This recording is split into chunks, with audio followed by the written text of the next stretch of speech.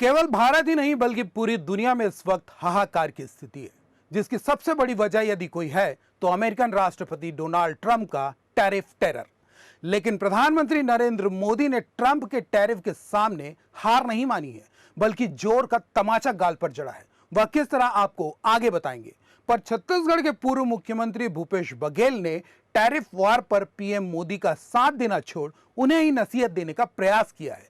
बेशक आपके मन में भी इच्छा जाग गई होगी कि आखिर बघेल ने कौन सा तीर छोड़ा है, तो जानने के लिए इस वीडियो पर अंत तक जरूर बने रहिए। नमस्कार, मैं हूं अभिषेक दुबे और आप मेरे साथ देख रहे हैं CGNN लाइव। अमेरिकन राष्ट्रपति डोनाल्ड ट्रंप ने पीएम मोदी से दोस्ती के नाम पर भारत के पीठ में खंजर खोप दिया है। पहले 25% टैरिफ लागू किया, जिसे 27 अगस्त से 50% कर दिया है। हालांकि ट्रंप की इस करतूत का नुकसान अमेरिका को ही उठाना पड़ेगा। यह हम नहीं बल्कि अमेरिका के ही वित्तीय जानकारों का कहना है। वजह दुनिया के तमाम देशों में भारतीय मूल के लोगों की तादाद है, जिनके बूते अमेरिका जैसे देशों की अर्थव्यवस्था तय होती है। इस हकीकत को भारत के राजनेता भी भली भांति जानते हैं, लेकिन प्रधानमंत्री नरेंद्र मोदी की बातों का विरोध करना विपक्षी दलों की आदत में शुमार है। इसकी बानगी एक बार फिर छत्तीसगढ़ के पूर्व मुख्यमंत्री भूपेश बघेल के बयान के जरिए सामने आया है। देश के भीतर इन दिनों स्वदेशी उत्पादों के ज्यादा से ज्यादा उपयोग को लेकर चर्चा हो रही है।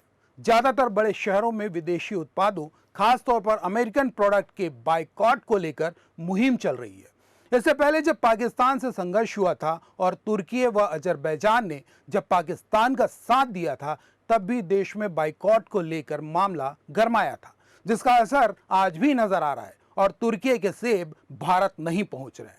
तो अब बात अमेरिकन उत्पादों की है, जिसमें Coca Cola, Pepsi, Amazon, KFC, McDonald's शामिल हैं। इनका बहिष्कार शुरू हो चुका है। इस मसले पर देशवासियों का पूरा सपोर्ट मोदी सरकार को भी मिल रहा है, लेकिन विपक्ष को बात रास नहीं आ रही है। अमेरिकन राष्ट्रपति डोनाल्ड ट्रंप की हठ धर्मिता की वजह से प्रधानमंत्री नरेंद्र मोदी ने रणनीतिक चाल चलना शुरू कर दिया है। एक तरफ जहां उन्होंने ट्रंप से बातचीत को तरजीह देने से परहेज कर दिया है, तो दूसरी तरफ वे लगातार देशवासियों से स्वदेशी उत्पादों को अपनाने और ज्यादा से ज्यादा अपने देश को आत्मनिर्भर बनाने की अपील कर रहे हैं। वे हर मंच से इस बात का आह्वान कर रहे हैं कि देश का हर नागरिक स्वदेशी उत्पादों को ही अपनाए, ताकि देश का आधार और भी मजबूत हो सके। साथियों, शुरुआत में मैंने आपसे त्योहारों का जिक्र किया था। ये त्योहारों का मौसम है। अब नवरात्रि, विजयादशमी, धनतेरस, दीपावली, ये सभी त्योहार आ रहे हैं। ये हमारी संस्कृति के उत्सव तो है ही, ये आत्मनिर्भरता के भी उत्सव होने चाहिए।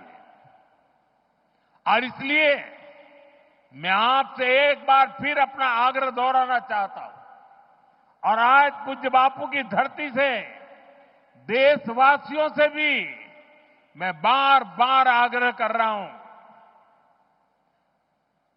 हमें जीवन के अंदर एक मंत्र बनाना है। हम जो भी खरीदेंगे वो मेड इन इंडिया होगा, स्वदेशी होगा। घर की साज सज्जा के लिए जो भी सामान हो, मेड इन इंडिया हो। यार दोस्तों को गिफ्ट के लिए कुछ देना है, उपहार वही जो भारत में बना हो, भारत के लोगों द्वारा बनाया गया हो।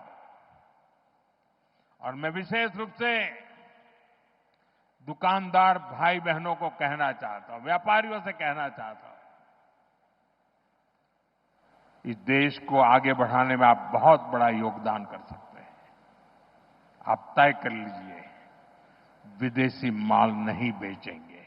साल 2014 के बाद सत्ता से बेदखल हुई कांग्रेस न केवल केंद्र में कमजोर हुई है, बल्कि राज्यों से भी उनका जनाधार खत्म हो गया है। आलम यह है कि कांग्रेस अब केवल 2 राज्यों तक ही सिमट कर रह गई है। ऐसे में अपनी बची कुची सियासी जमीन को बचाए रखने के लिए कांग्रेस और गठबंधन केंद्र की मोदी सरकार के विरोध को जरिया मान बैठी है। जाहिर है कि पार्टी आलाकमान का रवैया जैसा होगा, दूसरे भी उसी भाषा का इस्तेमाल करेंगे।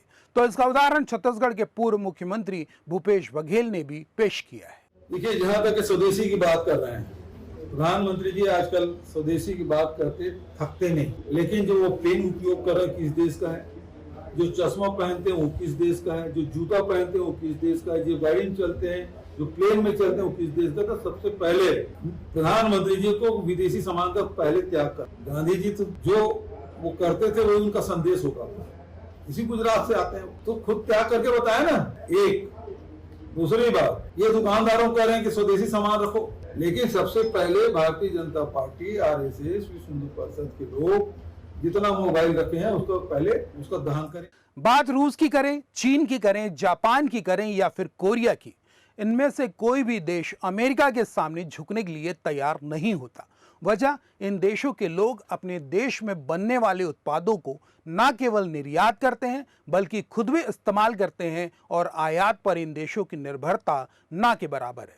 अब यदि प्रधानमंत्री नरेंद्र मोदी भारत को उसी राह पर लाने का प्रयास कर रहे हैं तो सवाल उठाना लाजमी है, या फिर स्वदेशी उत्पादों को बढ़ावा देकर देश को आत्मनिर्भर बनाने का नजीर पेश किया जाना बेहतर है।